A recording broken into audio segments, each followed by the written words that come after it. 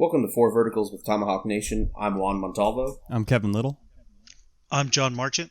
And I'm Adam Brown.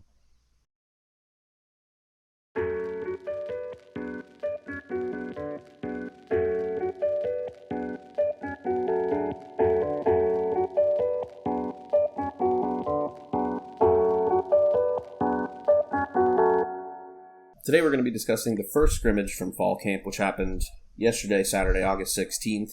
We're going to go through and give an initial reaction to what we're seeing in these plays, in these highlights from the scrimmage, which are available from Florida State. And then we're going to go into each of the plays a little bit deeper, break them down, and wrap up and give some commentary on how we believe this is going to portray towards the season and how the different players are developing go from there. So this is a little bit of a different format than what we're used to doing, so a little bit of patience might be required, but let's go ahead and start by watching the whole film all the way through and giving our immediate thoughts on it. So let me go ahead and... Oh, Jarvis Brownlee. Yes. Love that they started with him. I'm so excited about this kid. I think he's really going to be good. Look how long his arms are.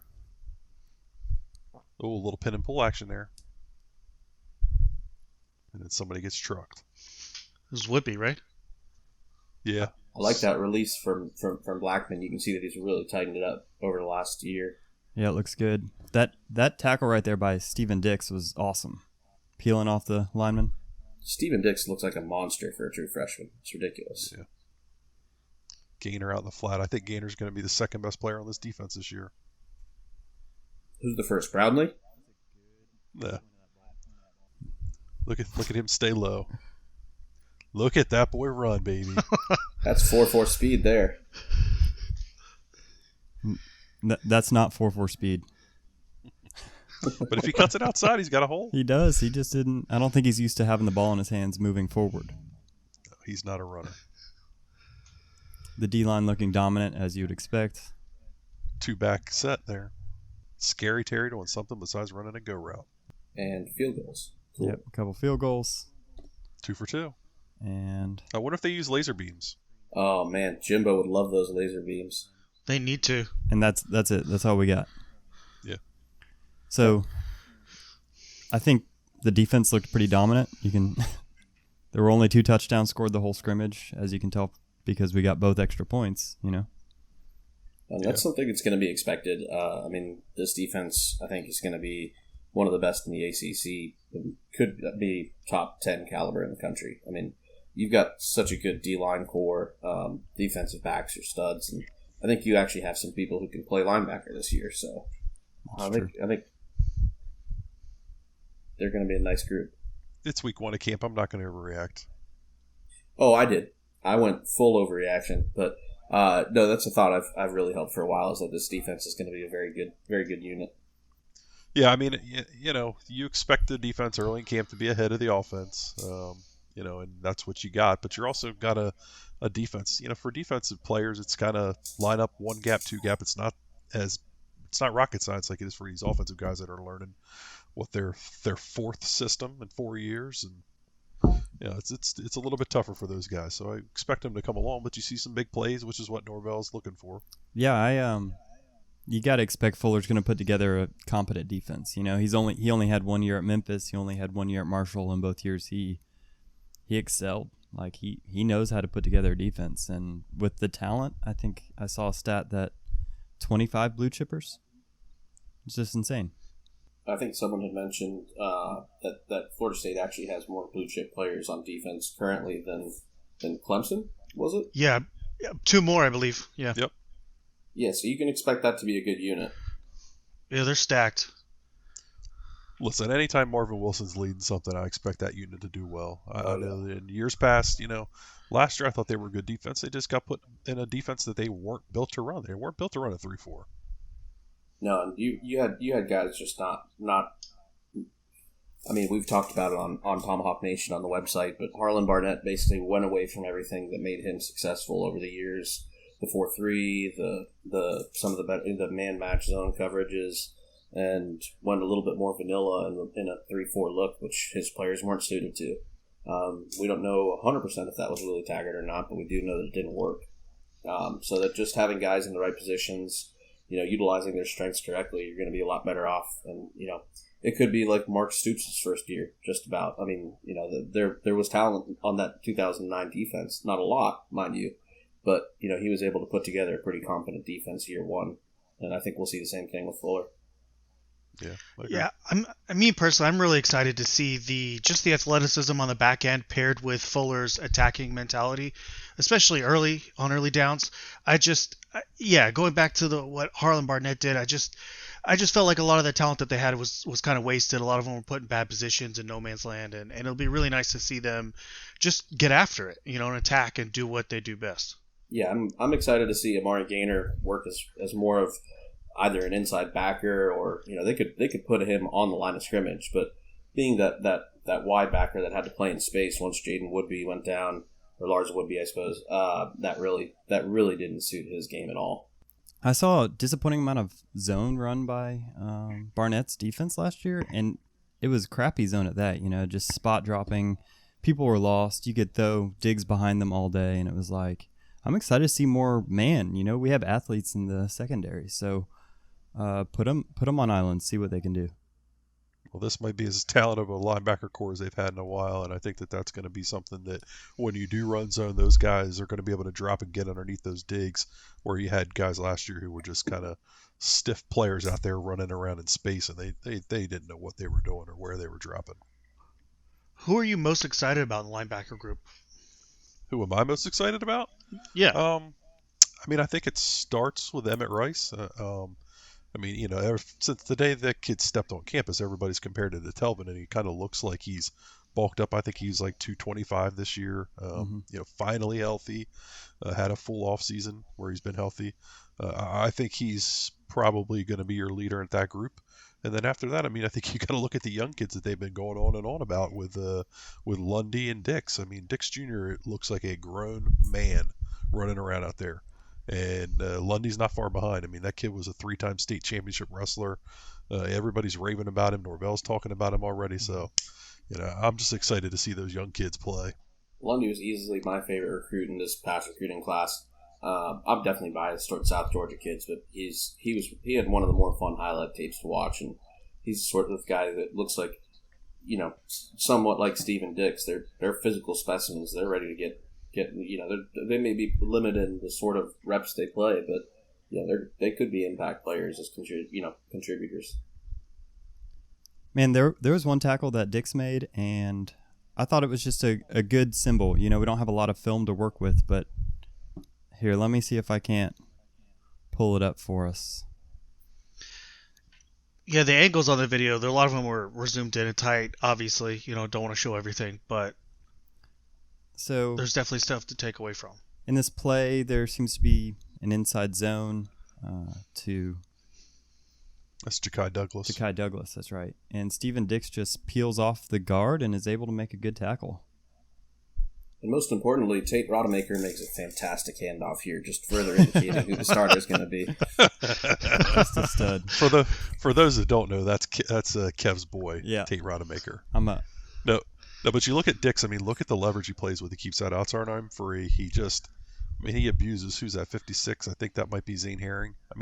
That's just abuse of a middle linebacker on a guard. That can't happen. Just look at how he's built. You're telling me that kid's a freshman? Yeah. Kudos to Josh Storms. Give that guy a lifetime contract. Oh yeah. But you see it top to bottom. You see it top to bottom on the roster. These kids look physically impressive this year. Yeah, here's a question for you guys. There were a couple guys who did stand out among some pretty bad defensive play. Like Jaleel McCray, I thought he had some nice flashes last year. Anybody else like that you think can make an impact? Yeah, McCray was in that video right there. I think Jarvis Brownlee is a guy that's name's been popping up quite a bit. Yep. And Travis Jay was a player that Norvell talked about last night in his presser extensively. Talking about him as a free safety, making plays all over the field. So I think those are two guys right away off the bat, young kids that came in under the old staff that are trying to make a name for themselves. Anybody else for you guys?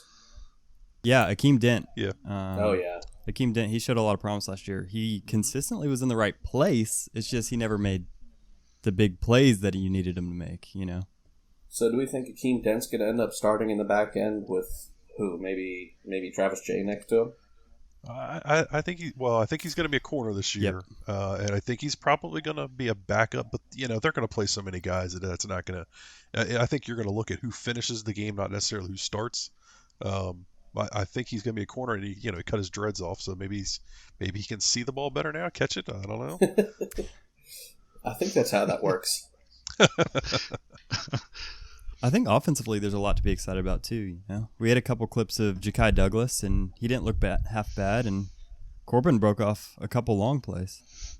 I think we were fairly lucky for LSU to have had such a ridiculous receiver class that they didn't really need a guy like Ja'Kai Douglas, even if he ends up as more of a running back type player. But he's a utility guy. But if LSU had wanted him, it probably would have got him. It's tough to pull kids out of Louisiana when LSU actually wants them, especially when they're winning titles and that sort of thing. So it wasn't in the video, but there was a picture of Corey Wren making a big catch, and Norvell talked about it in his press conference about the big play he had on the outside. I mean, it looks like a wheel route. It's hard to tell because it's just a still picture, but right. That's another kid. That's a world class speed getting on the edge, which again we've talked about it extensively on our 4 verts. Norvell wants big plays, and he's going to find ways to get guys open. I like the inclusion of those little scat backs, those little speed backs. They're matchup nightmares, right? A linebacker has to be man on them, so what are you going to do? Well, that's what you saw a lot that put FSU's defense in a bind, was when you'd have like Amari Gaynor out in space trying to cover a running back. It's just not something you're going to be able to do effectively. So those are great mismatches that we're going to see all year, I think. Yeah, Wren's a guy I'm really excited about. Putting him in the backfield or split out wide in the slot, it won't matter where you put him. He's going to be a matchup guy.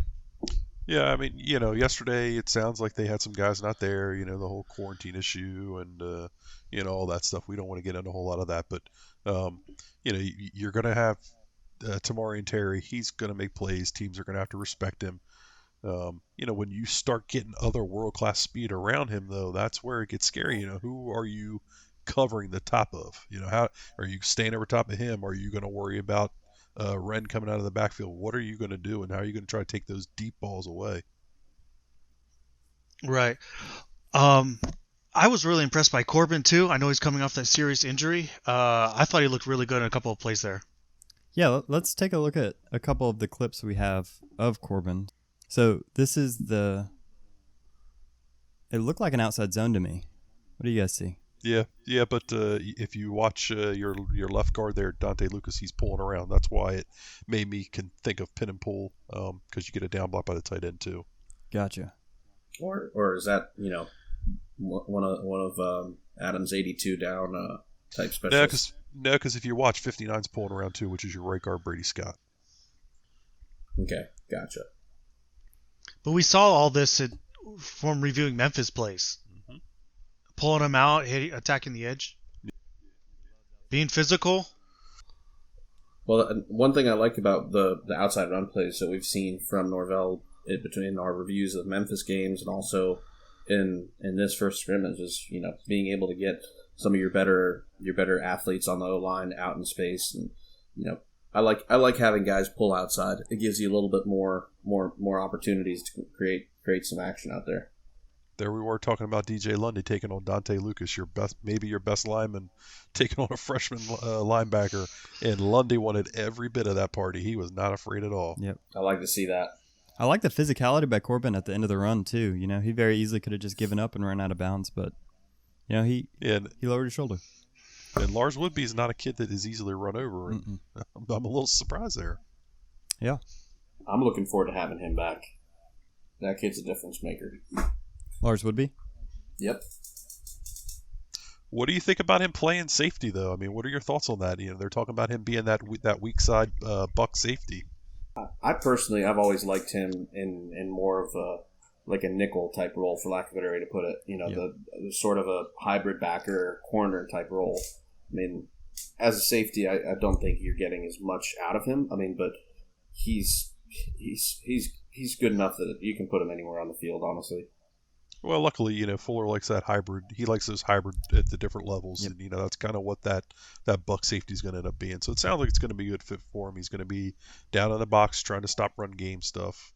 Yeah, he definitely needs to be your box safety. He doesn't need to be your center fielder. I think you're I wouldn't say wasting, but you're not getting the advantages of the physicality he can bring at his size.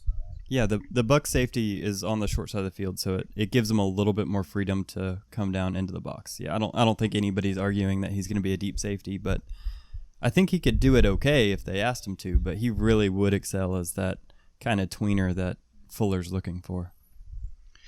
So he's really liking Travis Jay out there in center field? Yeah, it sounds like it. I mean, they were kind of raving about him yesterday. I wouldn't have had him pegged at the top of the depth chart, but it sounds like they like what he's bringing to the table. Athletically, that kid's as good as an athlete as there is on the team. I mean, Yeah. like speed-wise, physicality-wise, size-wise, he is legit.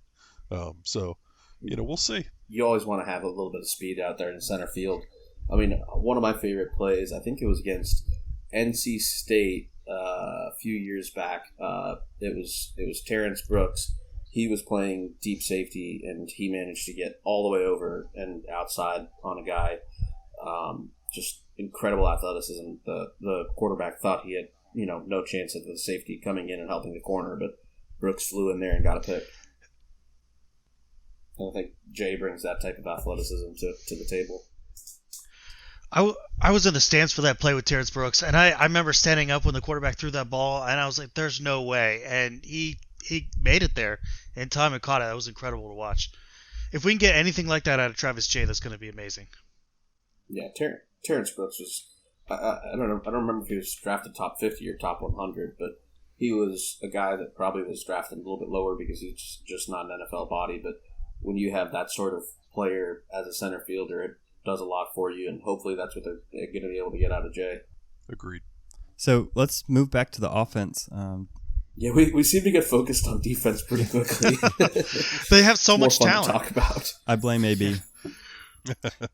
So let's talk run game. Yeah, run game.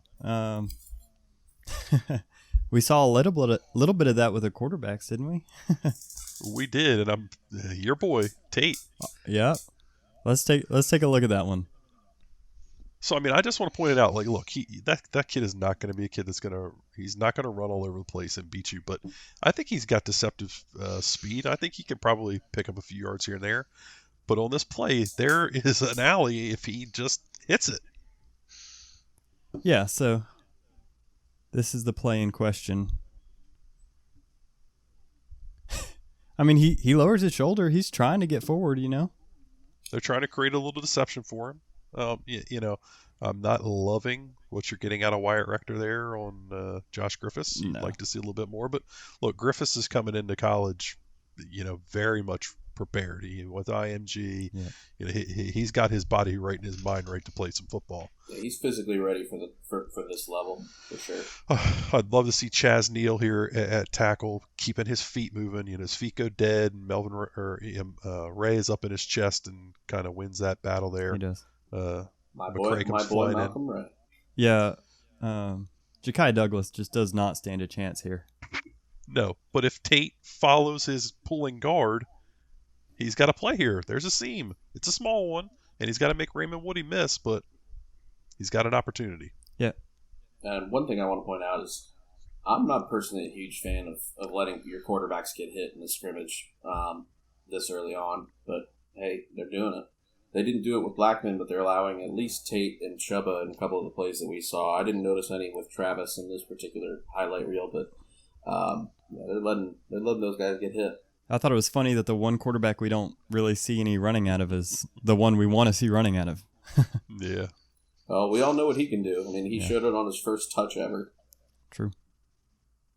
So I just want to say, like, the thing that excites me the most watching these footage is how much they're varying the blocking schemes. We saw a pin and pull. We saw a wrap around there. Like, we're seeing them do things to find advantages with an offensive line that is subpar at best. So those are the things we haven't seen in a few years, and it's kind of refreshing to see them trying to give these kids an advantage. You know what I like to see, and it might be a little bit of the air raid in me, but that little slant to Terry. How many easy completions did we have last year? Yeah. Nowhere near enough. That's for sure. It was too predicated on the deep ball and just making it a little bit easier for the quarterbacks. A few screen passes, a few slants, and you can get an offense moving without anything too complicated. How much better do we think the offensive line could be this year? I know it's real early. We've only got a couple clips. I mean, I think they're going. I think they're. It's not even necessarily about how much better they're going to be as individuals, but like Adam was just talking about, the variation in blocking schemes is going to be able to get even some of your more physically limited players, help them out.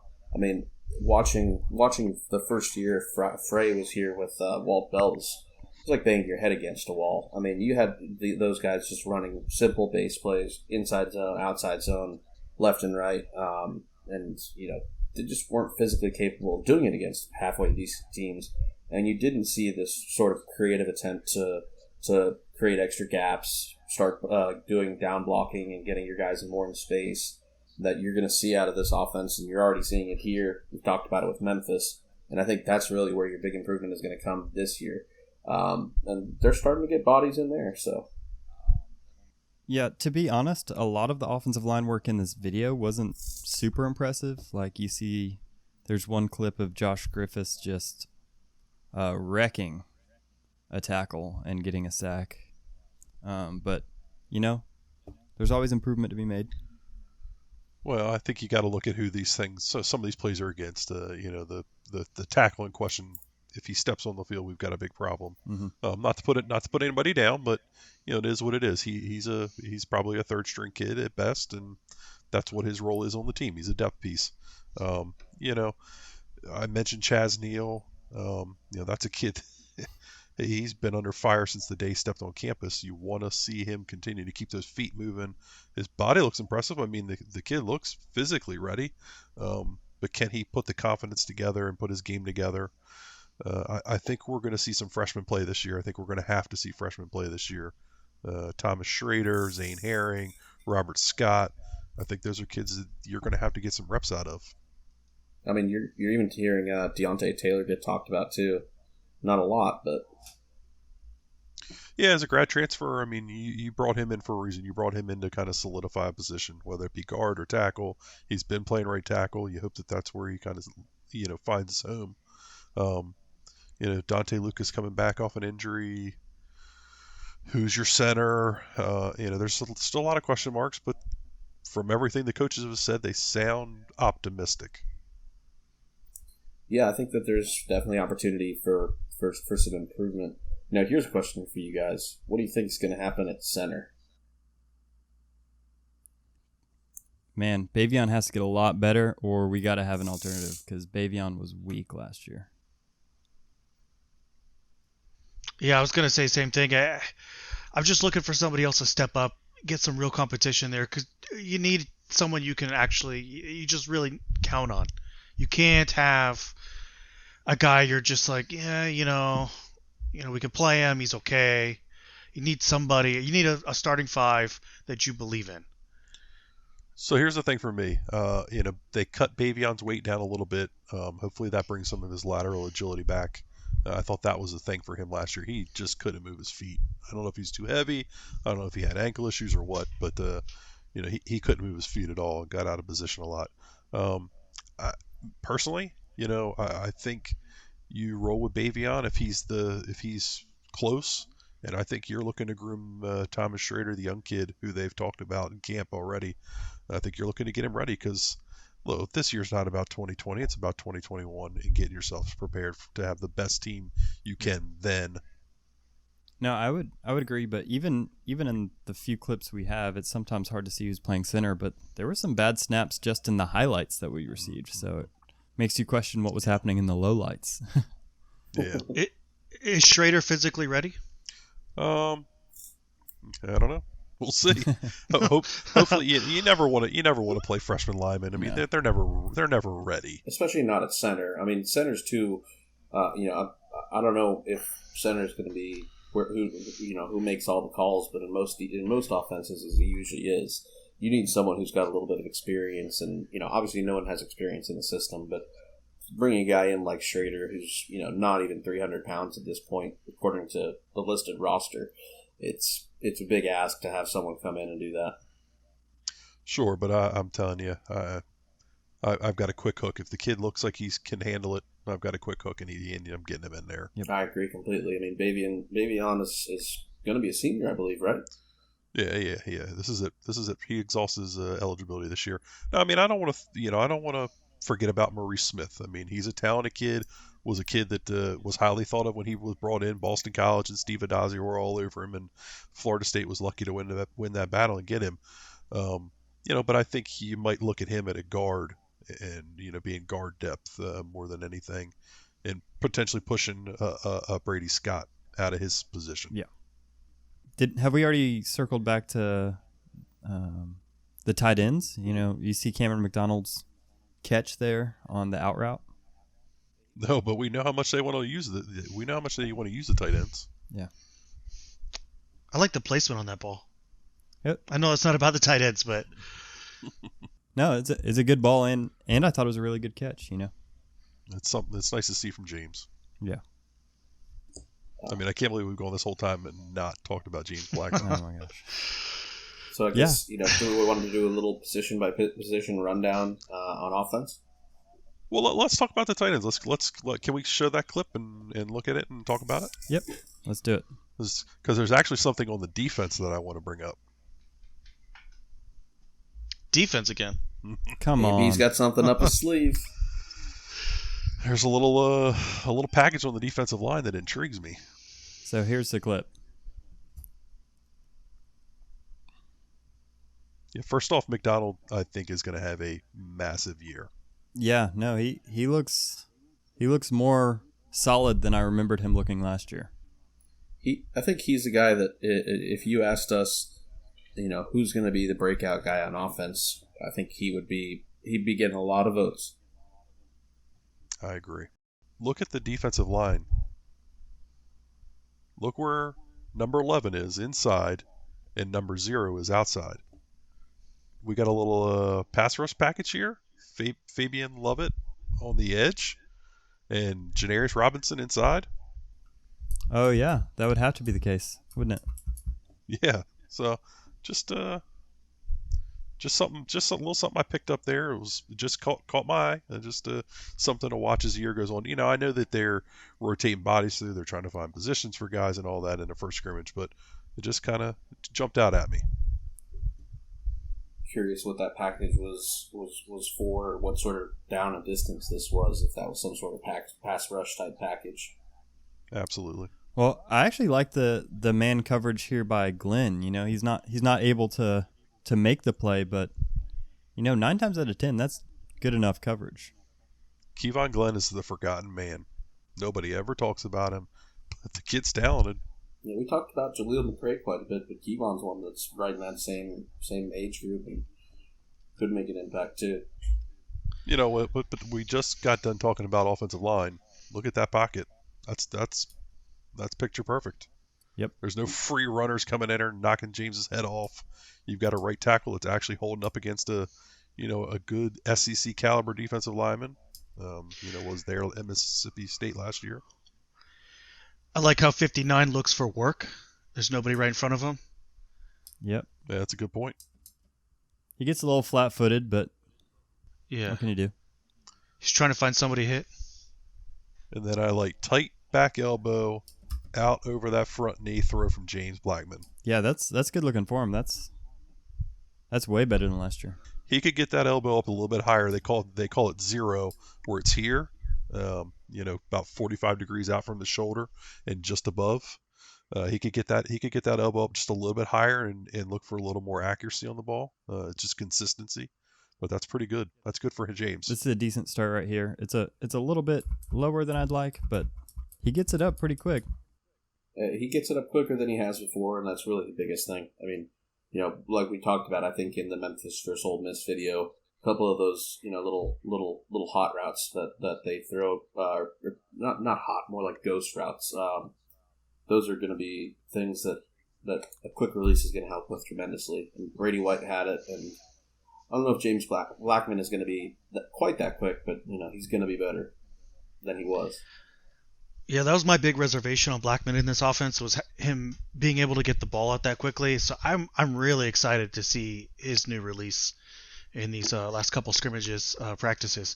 And touching back on the linebackers again, I am actually really excited because we were just talking about Glenn. Just the improvement from the linebackers in zone coverage, I'll be really excited about. That was something that just really hasn't been there last couple of seasons. Adam, what are your thoughts? Oh, overall, look, I mean, you've got a defense that, I'm kind of bullish on the defense. I think they're going to be top 15, top 20 in the country. I know it's a limited, sample size this year with the number of teams that might be playing football, but I think they're going to be really, really good. And I think you got a defensive line that might be top 10 ish in the country if you get the play out of the defensive ends, specifically Josh Keno, that we think he's capable of and they're capable of. So you got an offensive line that's going to struggle in scrimmages just because that is strength on weakness. We've seen now multiple practices with James carrying over that kind of corrected new form. We're seeing big plays. We're seeing growth, and we're seeing physical maturity out of guys, which is what you wanted to see. So you're just trying to pick up little things in these 2-minute, videos. I've been talking about a lot of my overreaction pieces on Tomahawk Nation about, a lot of the young guys, because I think that's where they're going to lean. I think they want to lean on a lot of these young guys to come in and get reps and make plays for them and build for the future. I think Norvell knows he's here for the long haul, and he needs these guys to be ready to raise the floor and then be kind of the ceiling for them down the road. Yeah, I agree with what you said, Adam, quite a bit of it. And I think for me, one of the most exciting things is going to be, as much as Norvell has said it over and over, getting playmakers in space. We did see a little bit of that in this video, as well as what we talked about with the more, how do I put it, blocking schemes that give you a little bit better chance when your offensive line is going to be outmanned physically here and there. So I think you're putting players in better positions all across the offense, and that's really going to be a nice improvement over what the last couple 4 different coordinators have done over the last couple of years or whatever it was.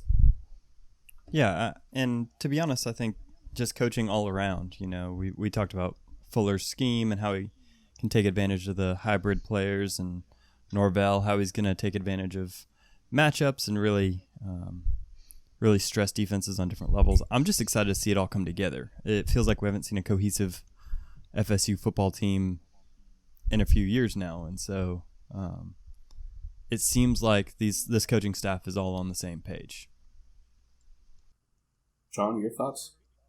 For me, like Adam said, Blackman's kind of refined, quicker release. I'm really excited about the prospect of the offensive line working better together as a unit, as a whole, as one.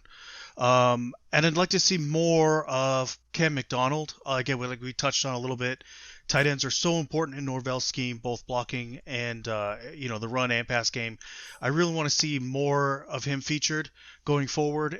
Exactly, how much he's going to put on McDonald and ask that position, and what to do. So I think that's my takeaways for this one. Well, awesome, guys. So if you're watching this, let us know if you liked this new format, if this is something you'd like to see more of, if you missed the old format, or just any tips or improvements. And thanks for watching.